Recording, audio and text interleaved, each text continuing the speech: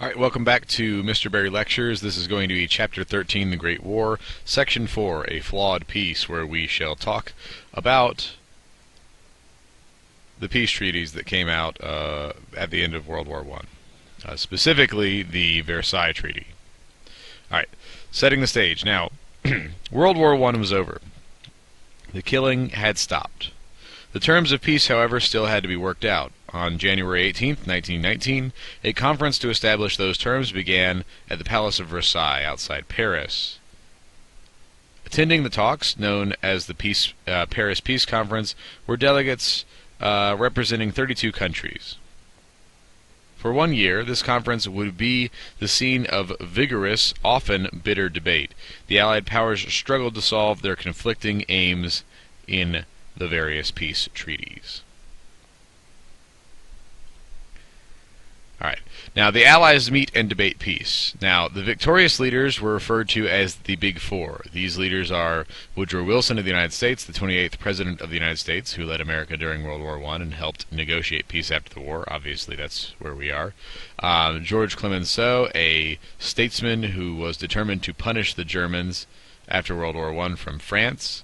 David Lloyd George of Great Britain, who was the Prime Minister of Great Britain, and Vittorio Orlando, who was a very important Italian diplomat. Now, Germany and its allies were obviously not represented at these meetings, as is often the case in history. The losing side is not necessarily involved in the decisions made after the war. That is the case here. Russia was also in the middle of a civil war, so they are also not present at these meetings. We will talk more about Russia's situation at this point in time in Chapter 14. Now, Wilson's plan for peace, the 14 points. Now, in January of 1918, while the war was still raging, President Wilson had drawn up a series of peace proposals known as the 14 points. And these points outlined a plan for achieving a just and lasting peace.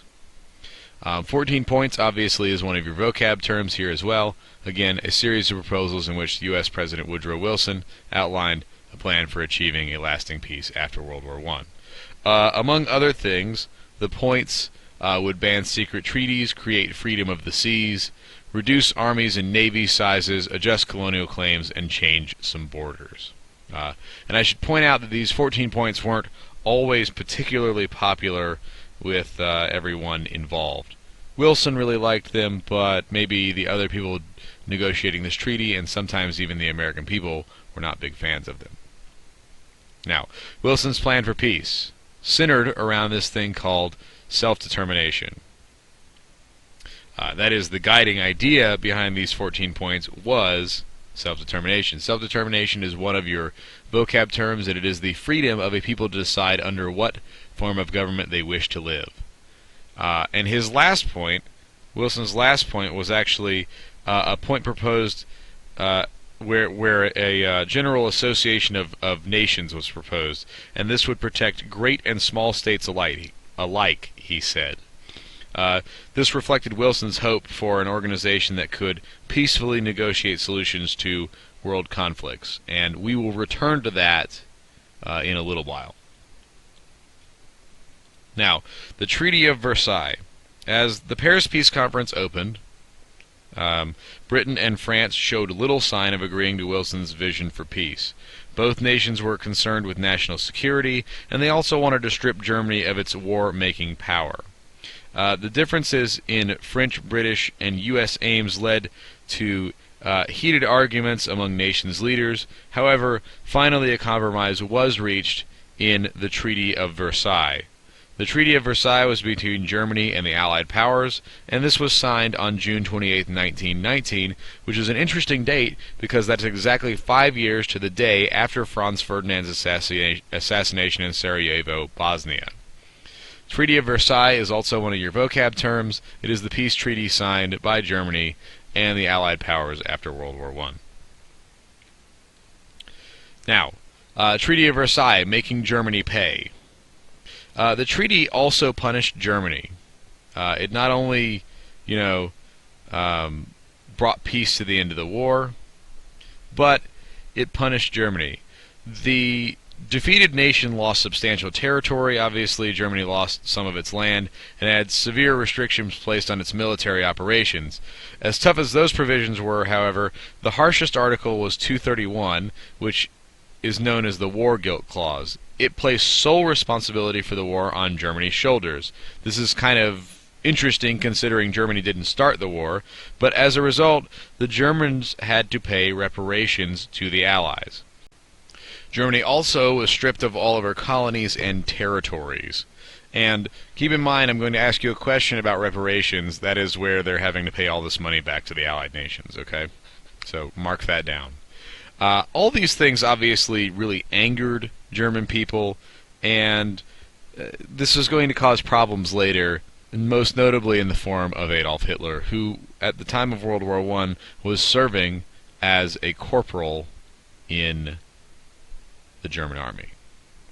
So there you are. The League of Nations, Wilson's 14th point. Now, back to Wilson's 14 points. The treaty also happened to adopt one of Wilson's points, the 14th point, the formation of the League of Nations. Now, the League of Nations was supposed to be this international organization that resolved international conflicts through diplomacy. However, it was not generally very successful as an organization, but the United Nations, which is sort of vaguely based on the League of Nations, is still working today, and they hold a good bit more power. Now, League of Nations is one of your vocab terms. It's an international association formed after World War I with the goal of keeping peace among nations. So there. Of course, the Versailles Treaty was not the only treaty that was signed after this peace conference. There were other treaties created separate for the other defeated nations. These treaties, like the Treaty of Versailles, however, were perceived as being very harsh, and therefore caused a great deal of anger and resentment among the nations on whom they were for.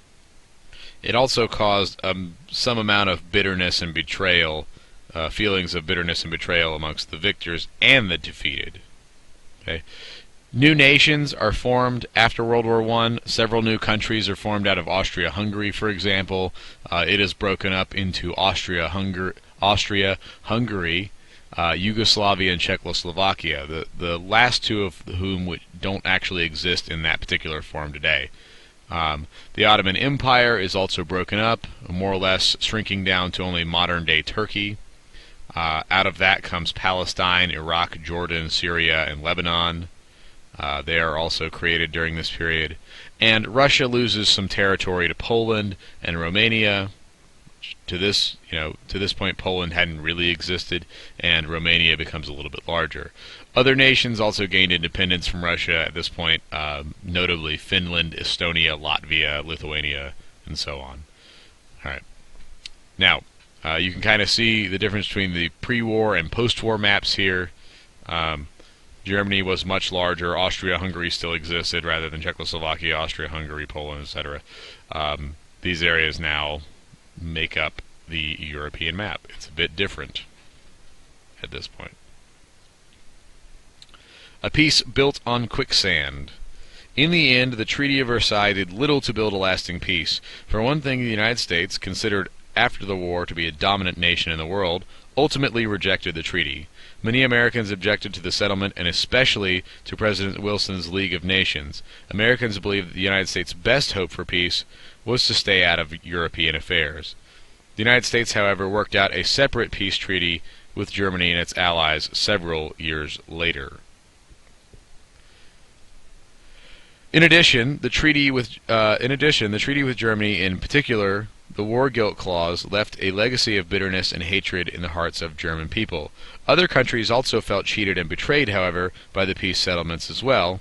Throughout Africa and Asia, people in the mandated territories that were being held onto by the League of Nations were angry at the way the Allies disregarded their desire for independence.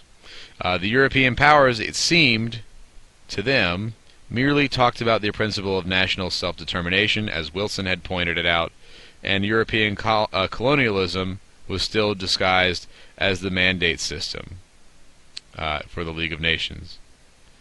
and they continued in Asia and Africa to hold on to these nations. Now, some Allied powers, too, were embittered by the outcome. Both Japan and Italy had entered the war to gain territory, and had gained less than they wanted. They gained very little to speak of.